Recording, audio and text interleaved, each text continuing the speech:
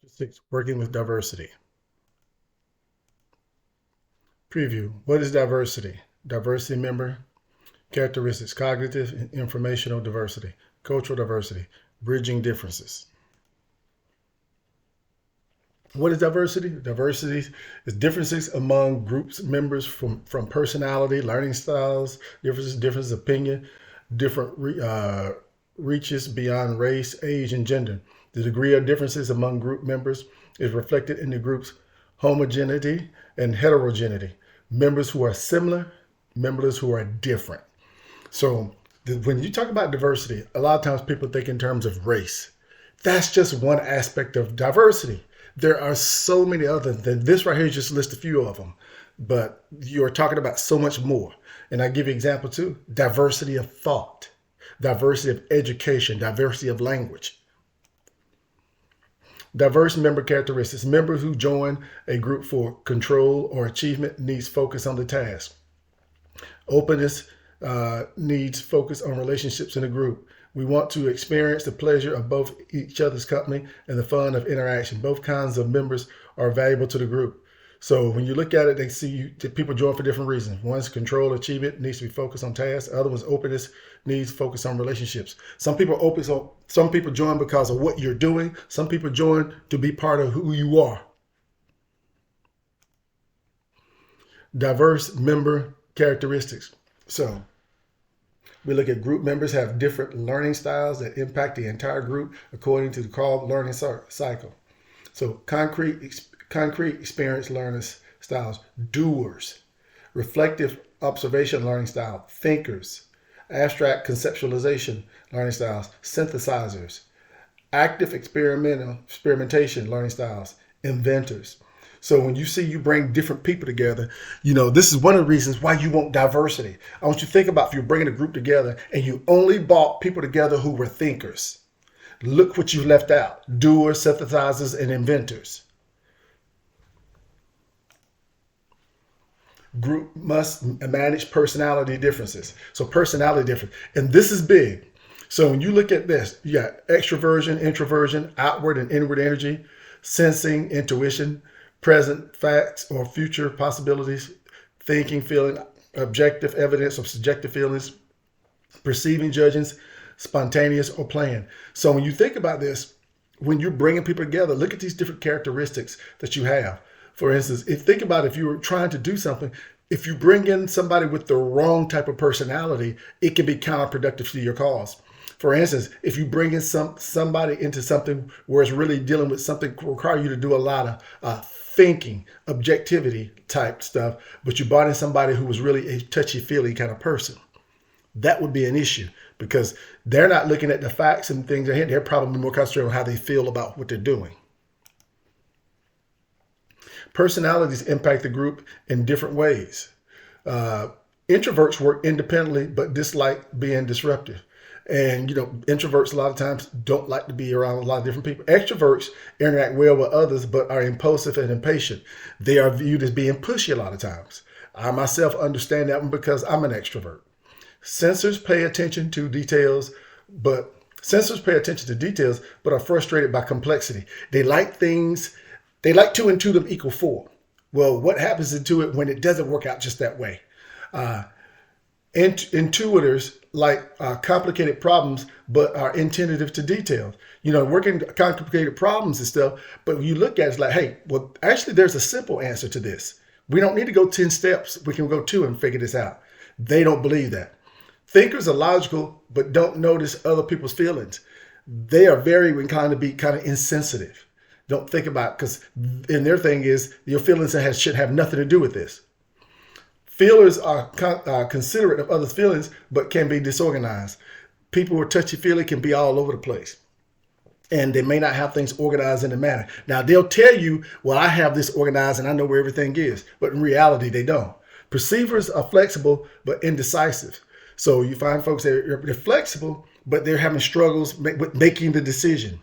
Judges are decisive, but inflexible. Well, it's my way or the highway with the judges. Thinkers are logical, but don't notice other feelings. Feelers are considerate of others' feelings, but can be organized. Perceivers are inflexible and decisive. Judges It can be flexible, but inflexible. We just read that one. Okay.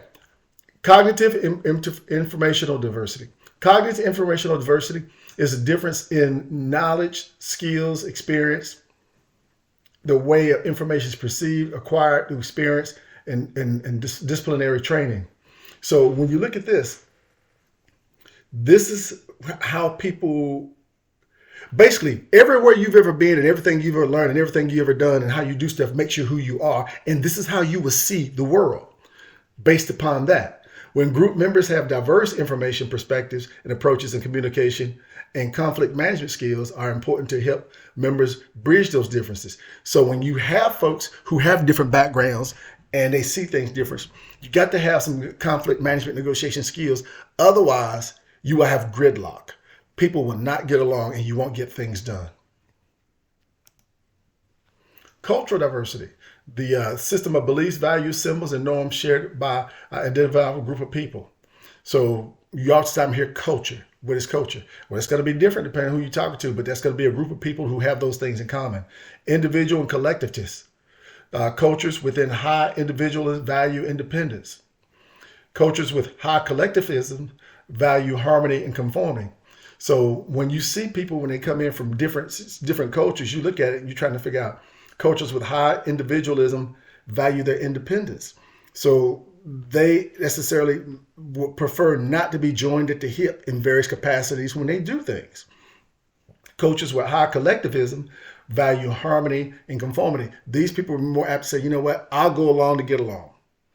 Power distance. Cultures with high power distance maximize status differences. Cultures with low power distance value sharing power. So if you have a situation and you're trying to bring a group together and you're trying to get something done, you might not want to bring somebody in with high power distance because they want to maximize power, maximizes status differences. Cultures with low power distance value power sharing. So there's going to be a time and place for each one of those. Sometimes you may have a situation where you have a bunch of people who are followers because they're low power value sharing. Then you may want to have somebody who actually is in high power distance, maximize status, to come in and lead them. Context. Cultures with low context value direct communication. For instance, European cultures are low context and individualist. Cultures with high context communication is indirect. For instance, Asian and Native American cultures tend to be collectivist and high context cultures.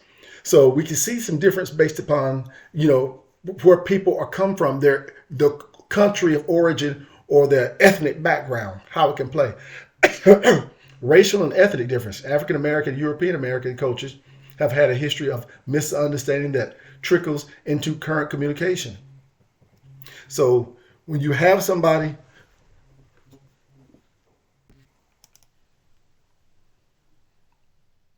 racial and ethnic differences and stuff. You have the racial and ethnic differences and stuff. See, one of the things you look at with the African American, European American cultures and stuff, you have a history of misunderstanding that trickles into current communication. So African American style is much more interactive than European American. So what you see today with people, a lot of this stuff has origin. It goes back generations and centuries. So understanding when you communicate with people, understanding something about them helps you communicate better with folks.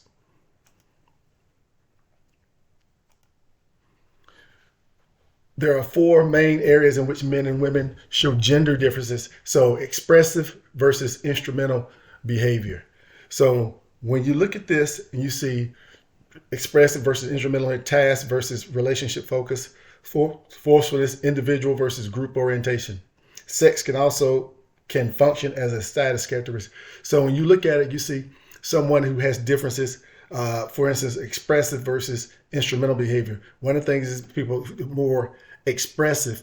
One of the things you'll find is they're more inclined to show and see versus the instrumental behaviors. You'll hear it, you'll see it, you can see it versus the instrumental behaviors. The task versus relationship. It's about getting things done. The task at hand versus relationship focus. Those people are focused on tasks. How do we get something done versus, who am I working with? Relationship focus. And forcefulness, how forceful are you? A lot of times you find, and a lot of times traditionally, you may find men that may be more forceful than females, but you do find this sometimes it's not gender specific. Sometimes it's just the type of personality they may have. And is the forcefulness working for you or against you? It could be one or the other. Individual versus group orientation. Some people are individual oriented. Some people are group oriented. The individual oriented individuals, sometimes when you put them in group orientation versus the group orientation, the individual is really about focusing primarily for themselves and things that have individual accolades or whatever else. The group orientation is a group of people that actually say, you know what, we're working together as a group for a collective goal. Sex can also can function as a status characteristic. A co-culture is a group within a larger group with similar values, goals, and outlooks on life. So when you have a co-culture, sometimes referred to as a subculture, you can have that. Give you examples. You could have an African American community, but you could also have a Jamaican community within the African American community. Generational differences can also affect group processes. Each generation group has strengths and weaknesses. So look at the different generations right here. Builders, boomers, Gen Xers, millennials, and Gen Zers. And I'll give you an example. I am the last year of the boomers. So when we look at this, we have a different outlook than people who are millennials. One of the things you'll find is there are some people out there who's had as many as 4 generations working under them, and which they all have these things where they have strengths and weaknesses. And you got to understand that, how to deal with these people and connect with them. For instance, one of the things that will be different between millennials and boomers, millennials, a lot of times they need to understand the why before they do something more so than boomers did.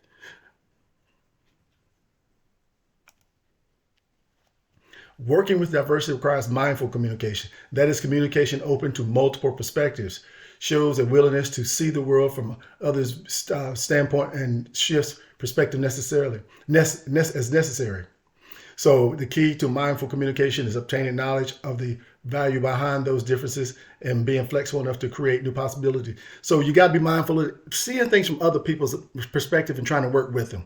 That is something that some people are very good at. Some people struggle with that. But it means stepping out of your person and trying to look at things from someone else's lens.